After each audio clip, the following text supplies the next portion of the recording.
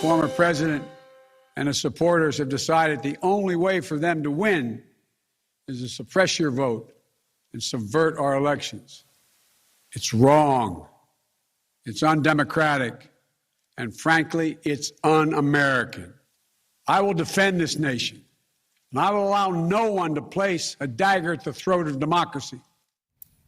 That's President Biden today at the Capitol for a day of events to remember the January 6 riots last year. His vice president, who we'll hear from in a minute, compared the events to 9/11 and Pearl Harbor. The answer, Democrats say, to Republicans wanting, we quote the president now, to suppress your vote and subvert our elections, is sweeping federal legislation to change election laws in America. That was part of their pitch today, and President Biden heads to Georgia next week to continue that push. Joining us now, Georgia Lieutenant Governor Geoff Duncan, a Republican and frequent guest.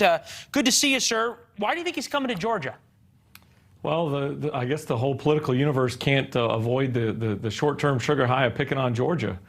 You know, the result of our last election was the facts and figures show we ran the fairest, most legal election in our state's history.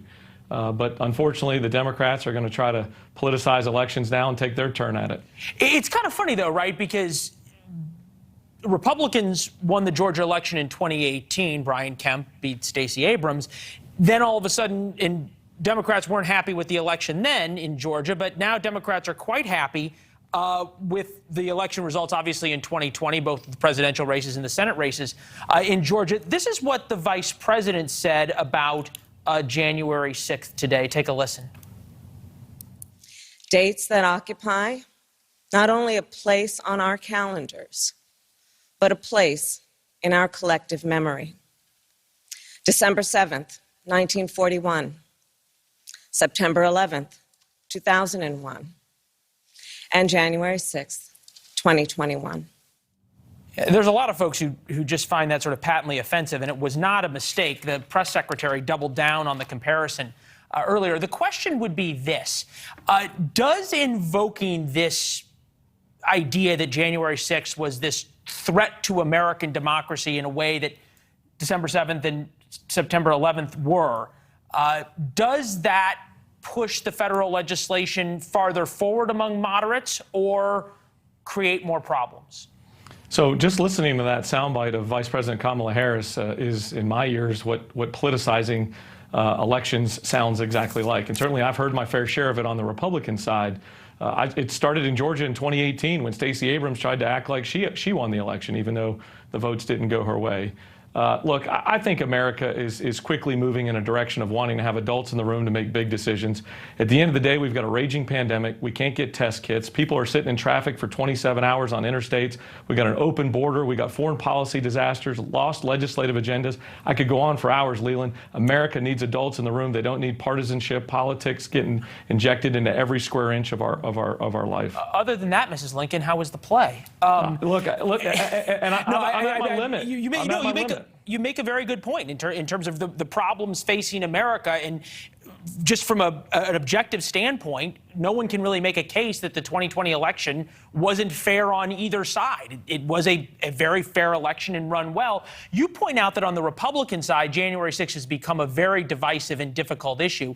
We want to play a couple of sound bites. This is Lindsey Graham, close confidant of the president, as you know, and the House Minority Leader right after the January 6th riots. Take a listen.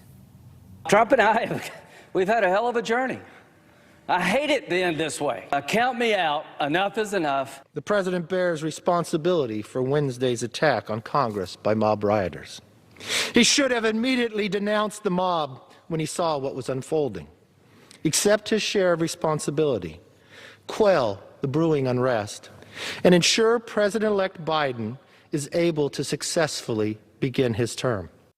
I think you know where I'm going with this, because we're now going to play bites from the same men just a couple of months later. This is the party of Donald Trump. If you think otherwise, you're in for a rude awakening. I worked closely with the president on working on endorsements to win seats in the House, and we did quite well. What I have found is we've worked very well together. Are Republicans like yourself stuck between the rock and a hard place? The rock being wanting to be adults and deal with the big issues, the hard place that Donald Trump still controls so much of your party? Geoff Duncan's not stuck between a rock and a hard place. I think there's millions of Americans just like me, millions of Republicans that are ready to move on, focus on the future, put good old-fashioned leadership on display. When I listen to those competing statements from the same individuals just weeks apart from each other, it's like fingernails down a chalkboard. I think America, and especially the Republican Party, is in the waking up process of wanting to find adults that are able to say, look, I didn't get it right, the election wasn't rigged, Donald Trump is not the future, he's the past, and move forward. And if we plan to win big elections in the coming years, then we're going to have to wake up immediately, because every day we avoid the big conversation or the, you know what, I was wrong conversation, the closer the Democrats come to coming back and winning again and again and again. And we'll continue to watch this train wreck play out on TV every night on the evening news of failed policies, not only here in this country, but across the world. So I just want to button you down on this. You think about your state of Georgia. David Perdue is now challenging Brian Kemp, the governor there. Perdue's running on this platform of rigged elections and election integrity and on and on. Does that mean you predict that Stacey Abrams is going to be the next governor of Georgia? Certainly that's not my predictions and that's not my prayers, but it is a better possibility now that David Perdue has created a synthetic campaign against Georgia's most conservative governor in history. It's a synthetic campaign that is solely focused on fanning the flames of fake news and carrying the water of Donald Trump. If he wants to spend time with Donald Trump, he ought to go play golf with him in Mar-a-Lago, but don't screw up my great state of Georgia like he's trying to do.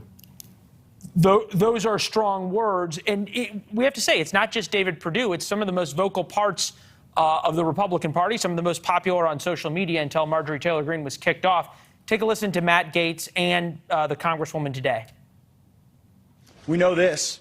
January 6th last year wasn't an insurrection. No one has been charged with insurrection. No one has been charged with treason. But it very well may have been a Fedsurrection. This is a big wing of the Republican Party, sir. Yeah, this is what it sounds like when you're more worried about seeing your name in the headlines than you care about your country. And that's what we're watching play out.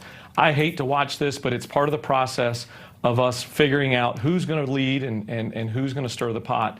And Marjorie Taylor Greene, Matt Gaetz, and the like are not, they don't care about the future of this country. Yeah. They care the future of their political careers. And it's a short-term sugar high that will wear out.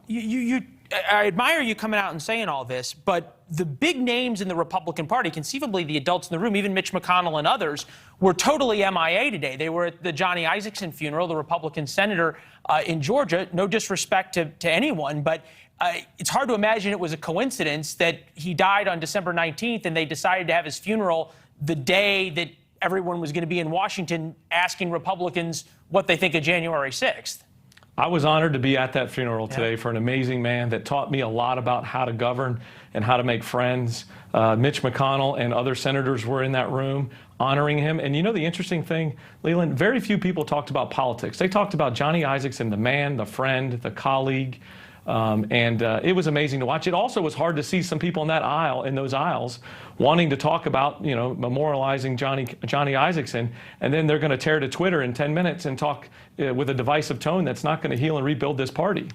Well, we admire you coming on and always appreciate your frankness. It's good to see you, sir, as always. Thanks for watching. Click the red subscribe button below so you can get more of NewsNation's fact-driven, unbiased coverage.